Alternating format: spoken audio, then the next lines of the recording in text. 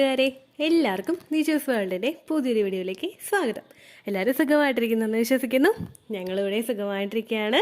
അപ്പോൾ എല്ലാവരും സന്തോഷത്തോടെയും ആരോഗ്യത്തോടെയും ഒക്കെ ഇരിക്കുക കേട്ടോ. ഇംപ്ലാന്റേഷൻ നടക്കാൻ വേണ്ടിയിട്ട് നമ്മളെ കൊണ്ടാകുന്ന തരത്തിലുള്ള ഓരോ ടിപ്സുകൾ അന്വേഷിച്ച് നടക്കുന്നവരും അത്തരത്തിലുള്ള ടിപ്സുകൾ ഫോളോ ചെയ്യുന്നവരുമാണ് നമ്മളിൽ ഓരോരുത്തരും. അപ്പോൾ അങ്ങനെ നമ്മുടെ ഇംപ്ലാന്റേഷൻ നടക്കാൻ വേണ്ടിയിട്ട് നമ്മളെ സഹായിക്കുന്ന ഒരു ടിപ്പിനെ പറ്റിയിട്ടാണ് ഇന്നത്തെ വീഡിയോയിൽ സംസാരിക്കുന്നത് കേട്ടോ. നിങ്ങൾ സ്കിപ്പ് ആക്കാതെ ഇത് മുഴുവനായിട്ട് കേൾക്കുക, നിങ്ങൾ ട്രൈ ചെയ്യാനായിട്ട് ശ്രദ്ധിക്കുക കേട്ടോ. അപ്പോൾ നമുക്ക് വീഡിയോ സ്റ്റാർട്ട് ചെയ്യാം. ഇംപ്ലാന്റേഷൻ നടക്കണമെങ്കിൽ നമ്മൾ ഏറ്റവും ആദ്യം തുടങ്ങേണ്ടത് ഓവുലേഷൻ നിന്നാണ്. ഓവുലേഷൻ കൃത്യമായിട്ട് നടക്കണമെങ്കിൽ നമ്മൾ തുടങ്ങേണ്ടത് പീരിയഡ്സിന്റെ സെക്കൻഡ് ഡേ മുതലാണ്.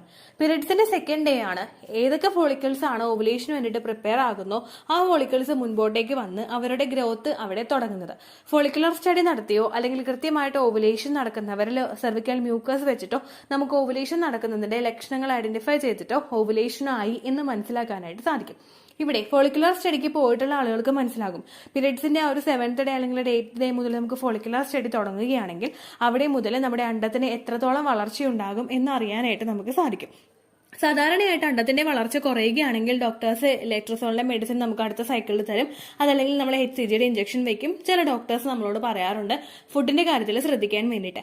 നമ്മൾ ആ സമയത്ത് എടുക്കേണ്ട ഓരോ ഭക്ഷണവും ഓവുലേഷൻ നടക്കാൻ ഇൻഡ്യൂസ് ചെയ്യുന്ന ഭക്ഷണങ്ങളാണെങ്കിൽ അത് നിങ്ങൾക്ക് ഒരുപാട് ബെനിഫിറ്റ് കൊണ്ടുവന്ന് തരും. നമ്മൾ ഒരുപാട് ഫ്രൂട്ട്സും വെജിറ്റബിൾസും ഒക്കെ വലിച്ചു വാരി കഴിക്കാതെ പെർട്ടിക്കുലർ ആയിട്ട് ഓവുലേഷൻ നടക്കാൻ വേണ്ടിയിട്ട് സഹായിക്കുന്ന ഫ്രൂട്ട്സും വെജിറ്റബിൾസും തെരഞ്ഞെടുത്ത് നമ്മൾ കഴിക്കുകയാണെങ്കിൽ അതുമൂലം നമ്മുടെ ആ സെല്ലിന്റെയൊക്കെ ഗ്രോത്ത് കൃത്യമായിട്ട് ഉണ്ടാവുന്നതിനും ഇംപ്ലാന്റേഷൻ നടക്കുന്നതിനും അത് സഹായിക്കുന്നു.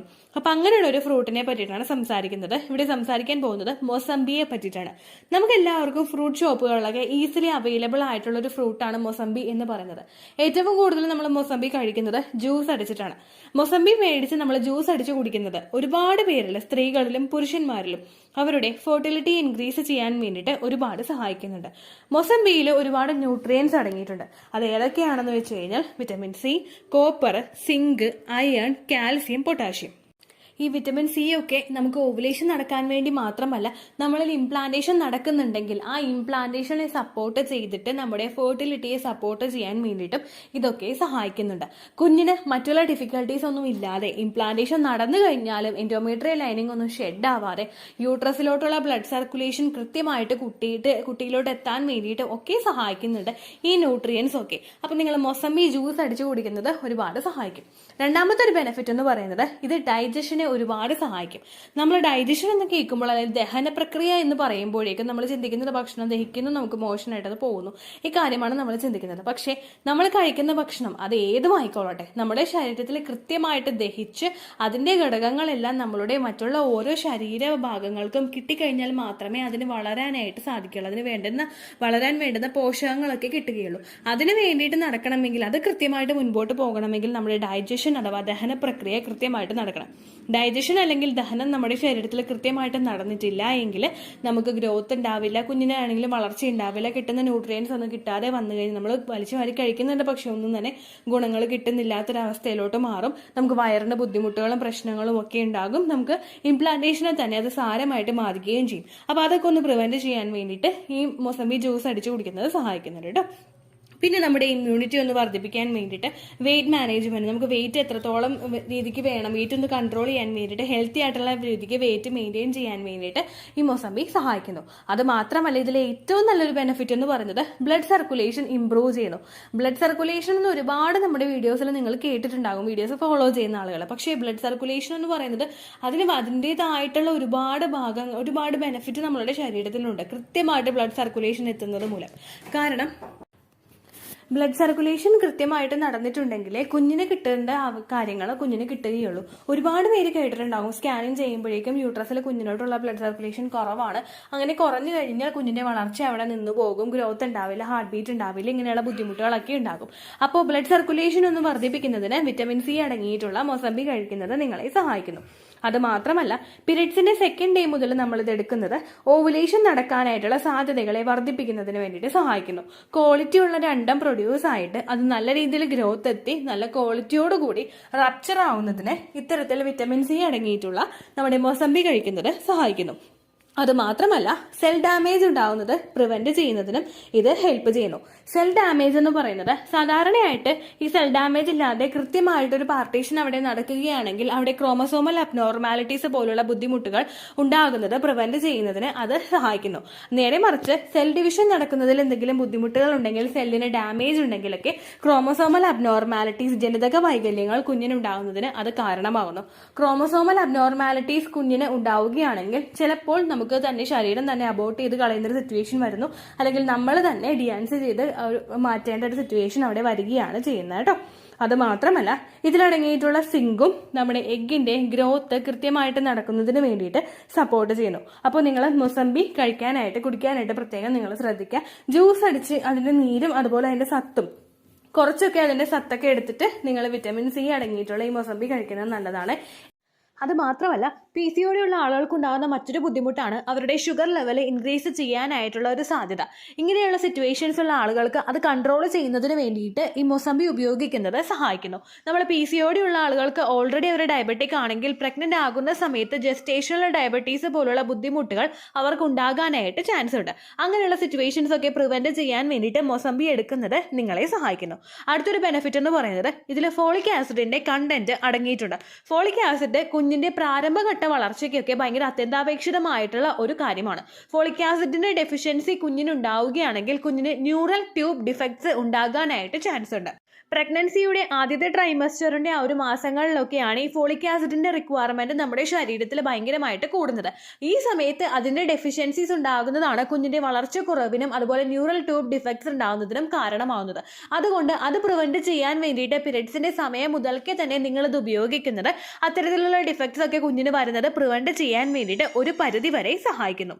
അടുത്തൊരു ബെനിഫിറ്റ് ആണ് ഇത് ഡീഹൈഡ്രേഷൻ പ്രിവെന്റ് ചെയ്യുന്നു. നമ്മൾ സാധാരണയായിട്ട് അഡിക്വേറ്റ് ആയിട്ട് വെള്ളം കുടിച്ചിട്ടില്ലെങ്കിൽ നമുക്ക് ഡീഹൈഡ്രേഷൻ ഉണ്ടാവാനായിട്ടുള്ള, നിർജ്ജലീകരണം ഉണ്ടാകാനായിട്ടുള്ള ചാൻസസ് ഭയങ്കര കൂടുതലാണ്.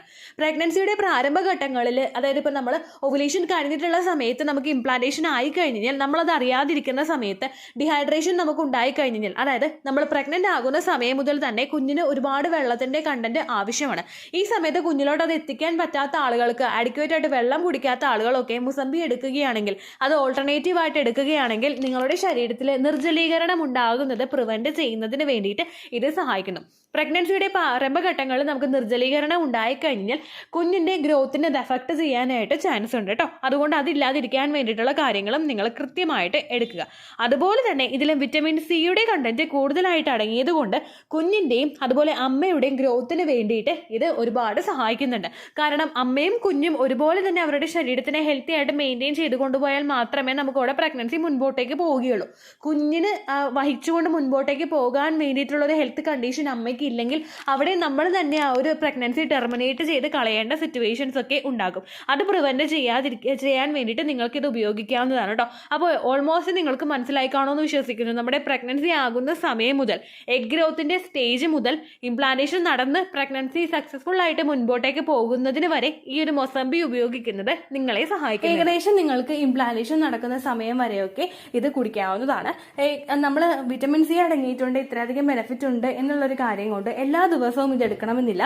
ഒരു ദിവസങ്ങളിലോ ഒന്നിടവിട്ട ദിവസങ്ങളിലോ 2 ദിവസം കൂടുമ്പോഴോ ഇത് എടുക്കുന്നത് ഫെർട്ടിലിറ്റി ഇൻക്രീസ് ചെയ്യുന്നതിനും അതുപോലെ എഗ്ഗിന്റെ ഗ്രോത്തും ക്വാളിറ്റിയും വർദ്ധിപ്പിക്കുന്നതിനും എംബ്രിയോ ഇംപ്ലാന്റേഷൻ നടക്കാനായിട്ടുള്ള സാധ്യത ഇൻക്രീസ് ചെയ്യുന്നതിനും സഹായിക്കുന്നുണ്ട് കേട്ടോ. ഇത്രയേ ഉള്ളൂ വീഡിയോ.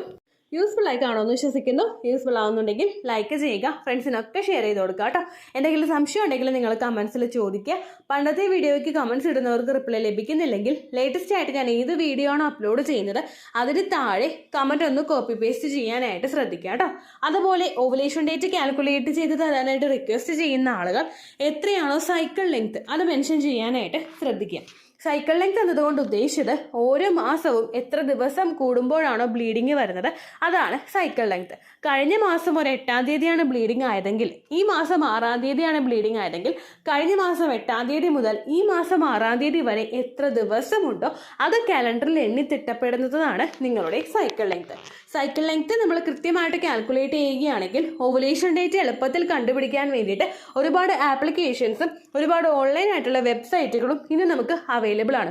പ്ലേ സ്റ്റോറിൽ പോയിട്ട് ഓൺലൈൻ ഓവുലേഷൻ ട്രാക്കർ എന്ന് ടൈപ്പ് ചെയ്ത് കഴിഞ്ഞാൽ നിങ്ങൾക്ക് അതുമായിട്ട് ബന്ധപ്പെട്ടിട്ടുള്ള ആപ്ലിക്കേഷൻസ് കിട്ടും. അത് പറ്റുന്നില്ല എങ്കിൽ ഗൂഗിളിൽ പോയിട്ട് ഓൺലൈൻ ഓവുലേഷൻ കാൽക്കുലേറ്റർ എന്ന് ടൈപ്പ് ചെയ്ത് കഴിഞ്ഞാൽ അതുമായിട്ട് ബന്ധപ്പെട്ടിട്ടുള്ള വെബ്സൈറ്റുകൾ നിങ്ങൾക്ക് കിട്ടും. അതിൽ നിങ്ങളുടെ ലാസ്റ്റ് മന്തിലെ മെൻസ്ട്രേഷൻ്റെ ഡേറ്റും ഒപ്പം ഞാൻ ഈ പറഞ്ഞ രീതിക്ക് നിങ്ങൾ കാൽക്കുലേറ്റ് ചെയ്യുന്ന സൈക്കിൾ ലെങ്ത്തും എൻ്റർ ചെയ്ത് കൊടുക്കുകയാണെങ്കിൽ നിങ്ങൾക്ക് കൃത്യമായിട്ട് ഓവുലേഷൻ ഡേറ്റ് കണ്ടുപിടിക്കാനായിട്ട് സാധിക്കും. ഫെർട്ടൈൽ ടൈം പീരീഡും നിങ്ങൾക്ക് കിട്ടും. അതായത് എത്ര ദിവസം മുതൽ കോൺടാക്ട് ചെയ്ത് തുടങ്ങിക്കഴിഞ്ഞാൽ നിങ്ങൾ പ്രഗ്നൻ്റ് ആകും എന്നുള്ളൊരു ഡേറ്റും നിങ്ങൾക്ക് പ്രോപ്പറായിട്ട് കിട്ടും കേട്ടോ. ഇത് കാൽക്കുലേറ്റ് ചെയ്യുന്ന സമയത്ത്, സൈക്കിൾ ലെങ്ത് കാൽക്കുലേറ്റ് ചെയ്യുന്ന സമയത്ത് നിങ്ങളുടെ ആ ഒരു കലണ്ടറിൽ നോക്കി തന്നെ നിങ്ങൾ കാൽക്കുലേറ്റ് ചെയ്യുക. പല മാസങ്ങളിലും 30-31 ദിവസമുണ്ട്, അതുകൊണ്ടാണ് അങ്ങനെ പറഞ്ഞത്. ഒപ്പം നിങ്ങൾക്ക് ബ്ലീഡിങ് തുടങ്ങിയ ദിവസത്തിന് വേണം നിങ്ങൾ Day 1 ആയിട്ട് എടുക്കാൻ വേണ്ടിയിട്ട്. സ്പോട്ടിങ് തുടങ്ങിയ ദിവസത്തിനെ, അതായത് ചെറുതായിട്ട് ഡിസ്ചാർജ് പോയി തുടങ്ങിയ ദിവസത്തിനെ നിങ്ങൾ കൺസിഡർ ചെയ്യേണ്ട ആവശ്യം ഇല്ല കേട്ടോ. അപ്പോൾ ഇത്രയേ ഉള്ളൂ വീഡിയോ.